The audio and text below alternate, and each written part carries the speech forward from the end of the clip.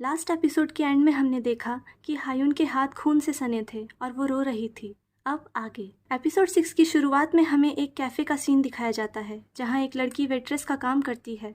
उसका नाम है जुन। तभी जुन के मोबाइल पर एक मैसेज आता है जिसे देख वो अपना संतुलन खो बैठती है। किसी ने उसका एमएमएस लीक कर दिया था। नेक्स्ट डे जब वो अपने कॉलेज जाती है तो हर कोई उसे अजीब नजरों से देख रहा था। उसका फोन भी मैसेजेस से भरा था। सब उसके एमएमएस के बारे में पूछ रहे थे। इन सब चीजों से वो डिप्रेशन में चली जाती है। घंटों अपने कमरे में रोती रहती है। एक रात उसके मन में पता नहीं क्या ख्याल आया और वो मेन रोड की तरफ बढ़ने लगी। वो अपनी जिंदगी खत्म कर देना चाहती थी, पर तभी मिस ली वहां आ जाती है और उसकी जान बचा लेती है। फिर हम देखते हैं कि मिस ली उस वेट्रेस को वैसे ही मैजिकल ग्लासेस देती है और वहां से चली जाती है। इससे हमें पता चलता है कि इन सब के पीछे मिस ली का हाथ था। वही सबको ये चश्मा देती थी। मिस ली को हम हमेशा से इतना सीधा और सिंपल समझते आए थे, पर उनका असली रूप कुछ और था। यहाँ हमें एक पास्ट का सीन दिखाया जाता है जब डिटेक्टिव हान हायुन को बस स्टैंड पर छोड़कर नर्सिंग हॉस्पिटल चले गए थे अपने पापा को ढूंढने। तब हायुन यहाँ बैठी बैठी क्लास प्रेसिडेंट को कॉल कर देती है। प्रेसिडेंट जल्दी से वहाँ आ जाता है।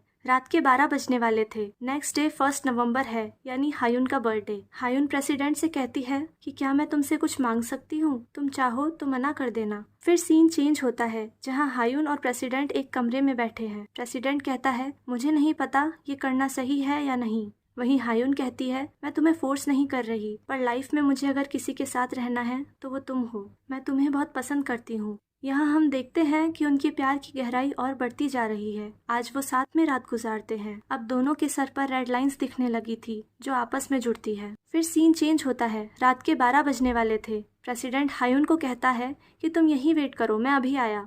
वो हायुन के लिए बर्थडे केक लेने गया था।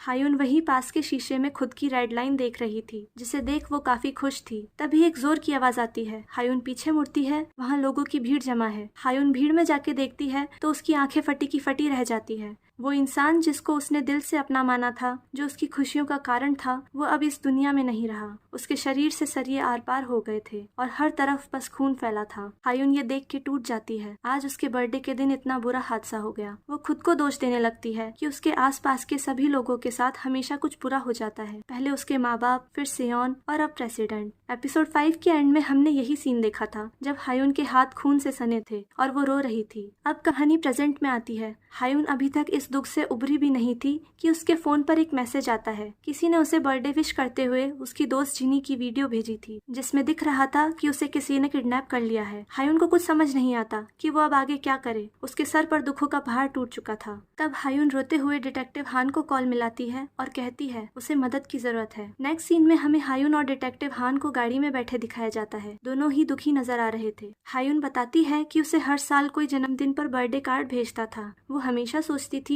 कि ये शायद उसकी माँ ने भेजा है, पर अब मुझे लग रहा है वो एक काउंटडाउन था जो किसी खास दिन के लिए उल्टी गिनती गिन रहा था। उसका कोई खास मकसद है जिसमें मैं एक अहम मोहरा हूँ और मुझे लग रहा है वो दिन आज है। हायुन डिटेक्टिव हान को वो मैसेज दिखाती है जिसमें जिनी को एक क्लासरूम में किडनैप कर रखा था। दोनों समझ जाते हैं कि जिनी स्कूल में है। स्कूल जाकर दोनों जिनी को ढूंढने लगते हैं और इस चक्कर में वो दोनों एक दूसरे से बिछड़ जाते हैं। डिटेक्टिव हान हायुन को आवाज लगाते हैं पर वो कहीं नहीं थी। दूसरी तरफ हम देखते हैं कि हायुन जिनी को ढूंढ लेती है। जल्दी से उसकी रस्सियां खोलती है। तब जिनी बताती है कि तुम्हारा ही मैसेज आया था कि मैं स्कूल आ जाऊं, इसीलिए मैं यहाँ आई थी। उसके बाद मुझे कुछ याद नहीं। फिर दोनों क्लासरूम से बाहर निकलकर डिटेक्टिव हान को ढूंढने लगते हैं। वो दोनों आवाज लगाते हैं पर कोई जवाब नहीं देता। दोनों सीढ़ियों से नीचे वाले फ्लोर पर जाते हैं, पर पता नहीं कैसे वो घूमकर वापस उसी फ्लोर पर आ जाते थे। हायुन समझ जाती है कि अब वो यहाँ फंस चुके हैं। उधर डिटेक्टिव हान बिल्डिंग की छत पर चले जाते हैं। दरवाजे की आवाज सुन के हायुन भी छत की तरफ भागती है, पर वो देखती है छत पर कोई नहीं है। वहीं डिटेक्टिव हान तो किसी और ही दुनिया में पहुंच चुके थे। वो देखते हैं सामने बहुत सारे लोग सफेद कपड़े पहने खड़े हैं,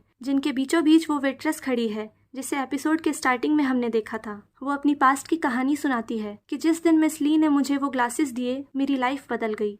मिस ली ने उससे कहा था कि अब वो दिन दूर नहीं जब सभी लोग बिना ग्लासेस की मदद के भी रेड लाइंस देख पाएंगे। तुम जानना नहीं चाहोगी कि उस दिन लोग क्या करेंगे जब सबकी रेड लाइंस हर कोई देख पाएगा? वो दिन जल्दी ही आएगा। उससे पहले तुम इन रेड लाइंस से छुटकारा पालो। अब मरने का नहीं, मारने का सोचो। उस दिन मुझे जिंदगी जीने का एक मकसद मिल गया। मैं अपनी रेड लाइंस से छुटकारा पाने के लिए मेरे सभी एक्सेस को मारने लगी।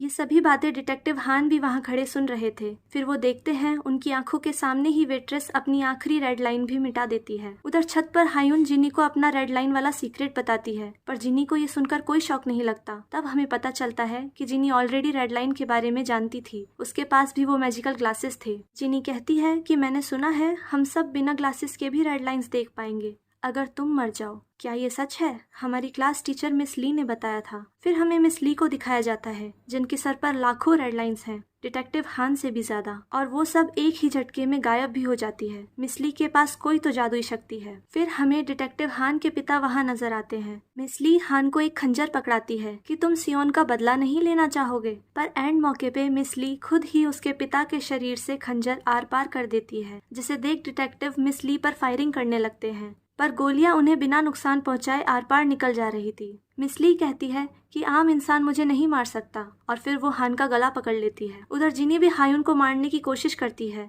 वो हायुन को मारकर पूरी दुनिया में रेड लाइंस फैलाना चाहती थी। इसी लड़ाई के बीच गलती से जिनी का चश्मा टूट जाता है, जिसके टूटते ही जिनी होश में आ जाती है और पूछने लगती है मैं कहाँ हूँ। शायद अब तक वो इस चश्मे के वश में थी, जिसके टूटते ही वो नॉर्मल हो जाती है। पर तभी हम देखते हैं हायुन के चेहरे की चोट से खून की वो लाल बूंदें आसमान की तरफ उड़ने लगती है, जिसके साथ ही हायुन भी उस जादुई दुनिया में पहुंच जाती है जहां डिटेक्टिव हान है। मिस ली जो डिटेक्टिव हान को मारने वाली थी, वो हायुन को वहां देख रुक जाती है। हायुन उससे पूछती है ये सब क्यों कर रही हो, तुम क्या चाहती हो? मिस ली कहती है तुम अभी तक नहीं समझी कि तुम्हें बचपन से ही वो रेड लाइंस क्यों दिखती है। तुम श्राप नहीं वरदान हो, जिसकी मदद से अब पूरी दुनिया एस लाइंस देख पाएगी। तब हायुन कहती है मेरा परिवार, मेरे सारे दोस्त, मेरे आसपास के लोग सब इस एस लाइन की वजह से खत्म हो गए। ये सब जानते हुए भी तुम ये कैसे कह सकती हो कि एस लाइन एक वरदान है? तब मिस ली कहती है इन लोगों से पूछो एस लाइन इनके लिए कितनी जरूरी है। ये सब चाहते हैं तुम्हारी तरह बिना चश्मे के एस लाइन देखना, और जिसके लिए तुम्हें मरना होगा। मिस ली हायुन को मारने के लिए अपना खंजर उठाती है, पर बीच में हायुन की माँ आ जाती है। वो भी एस लाइन का शिकार थी। उसके पास भी मैजिकल ग्लासेस थे, जिनकी मदद से ही उन्होंने अपने पति का अफेयर पकड़ा था। आज अपनी बेटी को मरता देख उन्हें होश आ गया और वो उसे बचाने के लिए बीच में आ गई। अपनी माँ की मौत देख हायुन अपना आपा खो बैठती है। वो मिस ली पर अटैक करती है, पर लड़ाई में चाकू हायुन को ही लग जाता है। घायल हायुन के शरीर से धीरे धीरे खून की बूंदें आसमान की तरफ उड़ने लगती है, जिससे एक बड़ा रेड लाइंस का गोला बन जाता है और चारों तरफ आसमान में फैलने लगता है। मिस ली ये सब देख के खुश होने लगती है। जो सपना उन्होंने हमेशा से देखा था वो आज पूरा होने जा रहा था। पर फिर कोई पीछे से मिस ली पर चाकू से वार कर देता है। ये हायुन थी, वो अभी मरी नहीं थी, पर अब बहुत देर हो चुकी थी। मिस ली अपने मकसद में कामयाब हो चुकी थी।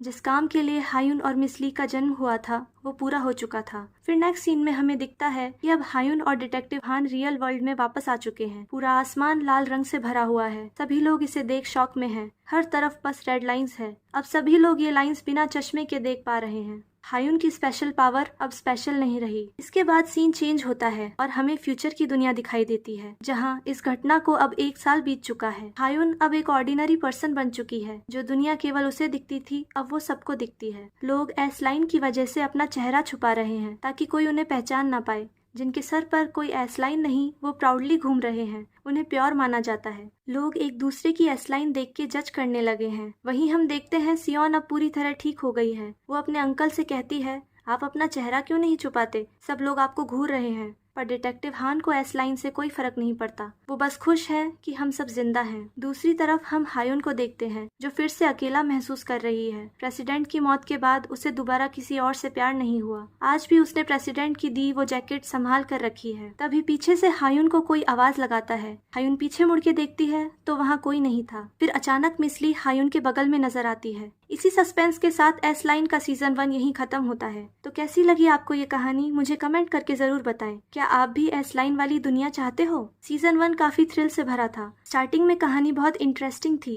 एंड में आते आते मुझे ऐसा फील हुआ कि कहानी और बेटर बन सकती थी। खैर, आप भी अपने व्यूज नीचे कमेंट में जरूर लिखें। ऐसी ही इंटरेस्टिंग कहानियाँ सुनने के लिए मेरे चैनल को सब्सक्राइब करें। Thank you.